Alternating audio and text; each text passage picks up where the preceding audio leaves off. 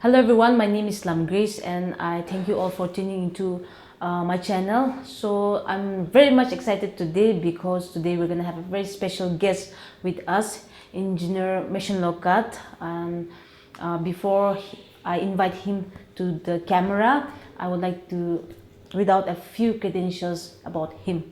Engineer Meshenlo Kath, bringing about NSSB, reduction of NPSC interview mark, termination of backdoor gazetted officers, number of post advertisement increasing yearly, answer key in NPSC, Lok Ayukta, Anti-Corruption Department. Okay, so I would like to highlight a little bit about this NSSB. In our Nagaland state, for more than half a century, all the departmental exams and recruitment of grade 3 and 4 posts were done backdoor. But through the leadership of Engineer Meshenlo Kath and his CTAN, that is Combined Technical Association Nagaland, the Nagaland Service Selection Board, that is NSSB, has been introduced. So we have a very special guest with me today, Engineer Meshenlo Kath, who is a very young intending candidate from Kohima Town 9AC. So sir, I've heard a lot about you from young people. I've been hearing about you. So I just wanted to interact with you and get to know more about you so that our young people will get to know about you as well. So this is the reason I wanted to have an interaction with you. So thank you so much for giving us your time. So sir, before we proceed, I would like you to introduce yourself. Okay, my name is Meshenlo Kath, and I'm the intending candidate from Kohima Town SC from Indian National Congress. I have filed my nomination from Indian National Congress, and I belong to Rengma tribe. I did my electrical engineering from Rewa Engineering College, Government Engineering College Rewa in Madhya Pradesh, from RGTU University, and my nursery till class 12 I did from Model High Secondary School, Kohima. So sir, since our state general election is at the 11th hour and everyone is talking about these elections, so there are some questions that people have been asking and they have been talking about. So I also want to throw you the same questions. So yeah, I've some few questions with me. I would like to interact with you. Okay. So, just simple questions, sir. Okay. So yeah, first question will be why you join politics? Okay, I'm joining politics because I don't think that politics is dirty. And I really feel that the youth of the nation should enter this policy making thing so that we can bring change in the governing system. Because in simple word, our country, our state is not progressing because it is mostly being led by people who are 70, 80 plus. So with the advancement of technology and age, I think we should also get updated. And there are so many things that needs to be changed in our Nagaland state here. So that is the reason. And in the capacity of a student leader, the power is very limited. We can only pressure the government, but the decision making lies in the hand of the elected members. So we felt the need of entering the system. There's one question that everyone asks you. So you have campaigned for NPP in the past days, and today you are contesting for the Congress. So can you please explain us why? Okay. In fact, taking this privilege, I really want to give a clarification to people who are strongly supporting us here in Kohima Town. Why? Because we started this campaign back in September of 2021. So independently, we were campaigning for almost 6-7 months. So we came across NPP, the National People's Party. So they approached us to join the party.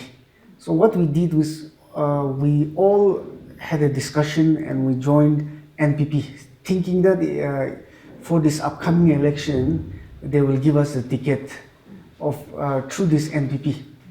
But after campaigning for almost 6-7 months, in the last hour again, the ticket was being given to somebody who was not even in the party.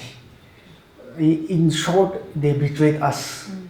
They betrayed us very badly. So it is the first time that we are entering politics now. From the beginning itself, we are facing this kind of betrayals. So in short, it is just a realization that how people have manipulated the word politics and how they deal with things. People take everything for granted just for the cause of money or some offers. So I don't know what money. I have already stated this thing in one of the interview earlier, but it's like for us, we did not have any political motive, or we did not want to build our political career like that. But after working as an activist for many years, there are so many issues which can be only addressed or achieved in the level of an elected member. Because as a student leader, we can only pressure, decision making is not in our hand. So that is the reason we thought of entering the politics, and we trusted one political party, but again at the 11th hour we were betrayed. So it is just a green signal or an awareness being given to us that we have to be aware every time and not to trust politicians very easily. Because I myself, I consider myself as a leader. I don't want to be a politician who always lie around. Nah. I prefer and I want to be a leader. Yeah, so since they betrayed us, we didn't have any other option but to at least join one political party, because we are freshers, and if we just stand on independent on the polling day, if anything happens, we are so helpless. But if we are stick to a party, the party will always be there to help us if anything happens on the polling day also. So that is the reason we requested Indian National Congress, and hopefully they gave us the ticket. We have already filed the nomination on date 6, and the date scrutiny is also over. The withdrawal date is also over, so we are just waiting and preparing for the 27th polling day. Well said, sir. I think this is the reason our young people are really looking forward for you. So we're so excited as well, sir. So yeah, I have more questions. Sir, can you please share your opinion regarding the economy of Nagaland? Yeah. Since I'm not from economy background, but at least I would like to share on things which I come across here in Nagaland. We come across people who are finding difficulty to even pay the monthly fees of their children.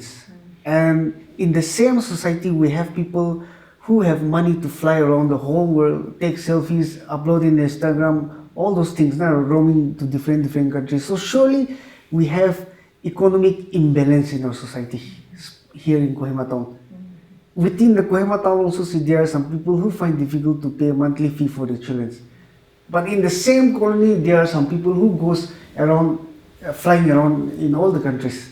So surely there is something wrong with our system. Nah? Some people are enjoying too much, whereas some people don't get what they deserve. And that is also one reason that the system is provoking, or it is insisting people like us to enter politics. Also, sir, our audience also would like to get your point of view on the current political scenario in the context of Nagaland.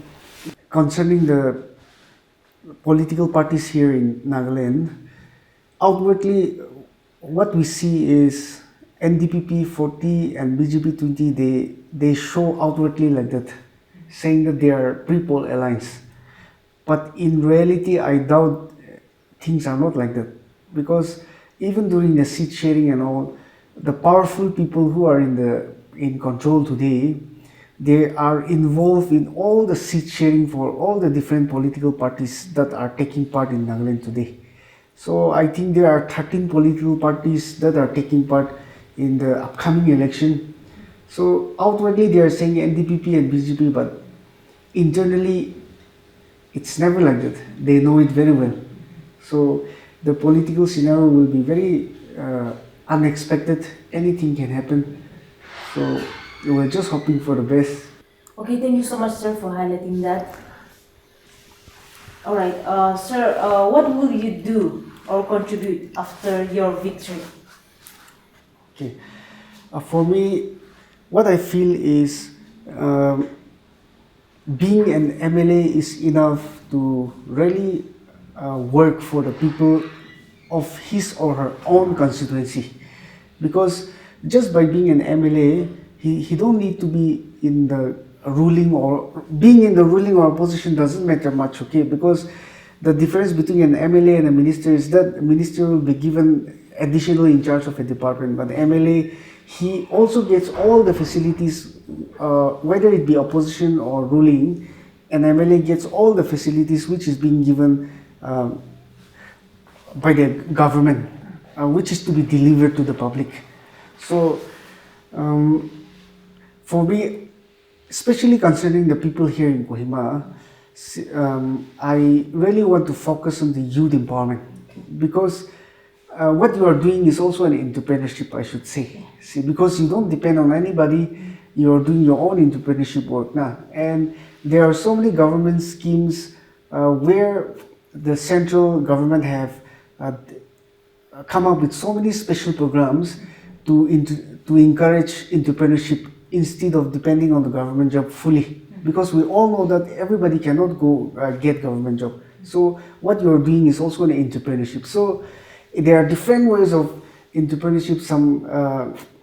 So our main focus is, if given opportunity, whatever the government give us in the form of schemes or programs, we will really like to focus on the empowerment of the youth, especially in the field of entrepreneurship, irrespective of any, what should I say, branch. So we want to focus on the youth empowerment, not only in the government job. And what we see is we have so many potential youths here in Kohima Town, very unique in their own way of working. So, but the thing is, the government is not actually focusing on those talented youths. So if we can lift up those people, we will have more entrepreneurship here in Kohima Town also. Not only in Kohima Town, but it will get influence to other constituencies as well. So that is what we believe. So we, in short, I want to say that I really want to work on the youth empowerment. And it is not that government does not have money; they have lots. But the thing is, it gets lost somewhere on the way. So for us, if given opportunity, we don't want to do like that. Because I, being a youth, I have the concern. I have my siblings. I'm concerned for them. In the same way, I'm concerned for my neighbors also, the youths here in Kohima. So that is the main thing, yeah. Sir, yeah, we really needed someone like you, especially in this current generation. So you are the face of our Naga youths. So thank you so much for being so concerned about us. Okay, sir. Since the past few weeks, all my friends that I know, or people that I know, have been running around in different parties to get some few amounts. So we talk about money power when it comes to elections. So what is your opinion regarding that? In short, I would just say there are 60 constituencies in Nagaland. So this Kohima Town is one of those. But when it comes to literacy rate, Kohima Town is the one with the highest literacy rate, the one with the most people, most educated people. And mostly the people staying here are either they are independent. They don't depend on anybody, so to say. Nobody goes to field here in Kohima Town. So even if he's a private employee, he does not depend on anybody. This is a place for people like that. So here, of course, there are a group of people like you have mentioned about money, but that is a very small percentage comparing to the when we take generally out of the 100, maybe very few percentage are running from one camp to another, one party to another, just for money. But the percentage is very less. Of course, it will take time in other constituencies, not denying the fact, but still then, I have a strong feeling that here in Kohima Town, since people are educated, if we tell them the real facts and figure about the government, they understand. So money also, money, it plays, I will just say around 30% of the actual thing here in Kohima town. And the 70, it's all about vision and aims. Okay, sir, so why contest here at Kohima and not Siminyu? And how are you prepared mentally against the veterans? Okay, since I'm born and brought up here in Kohima town, and Kohima town is the capital of all the tribes here in Nagaland. So, since this is the capital, I believe every, irrespective of any tribe, any citizen who is, any person who is a citizen of Nagaland has the right to come and contest if he has the willingness to, I believe. Even though I'm a Renga, of course I know that this is the landowners are the Angamis. But still then, being the capital, this election thing that we have started here is very different from all the political parties that have been ruling our state. Our way of campaigning is very different because we are campaigning with aims and objective, with a thought to bring about revolution. I consider it as a youth revolution. So such kind of revolution cannot be started in a rural area. It has to start from an urban area. So the most ideal place is the Kohima town. Now, being the capital, like I have mentioned it many times, with the highest literacy rate, the intellectual level is higher here comparing to other constituencies. So if we are really and here in Kohima town, tribalism also don't really work because most of my hardcore supporters are Angamis only, because they also want to do away with this tribalism and all. Because as long as we have this tribalism thing, we are never going to progress. So we have to do away with this thing. I'm not denying the fact that there are some these old age people, those who are already aged, this tribalism thing is already inside their brain. So it's very difficult to remove that thing which is already installed in their brain. But for the younger generation, I think we should really do away with this tribalism and stand as Nagas. Nagas first. No, we are all Nagas first, then only the tribe comes. So, and I'm also very confident that this time there will be a very, we are getting a lot of positive response from all the corners here in Kohima town. There are people who are willing to vote for us, even if they don't, even if we don't give them any money by listening to our visions and objectives, because what we are doing is for the betterment of our Nagas tomorrow.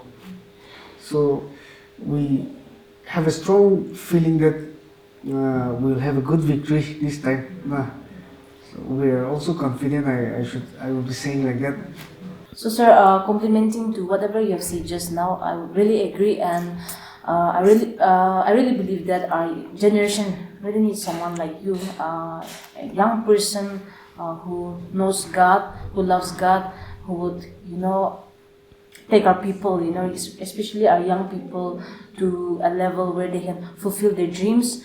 And we young people really need someone like you, and we look up to you, and we believe that if we have someone like you who would be taking our state ahead, then I think our young people would really go ahead and fulfill whatever they have in their hearts.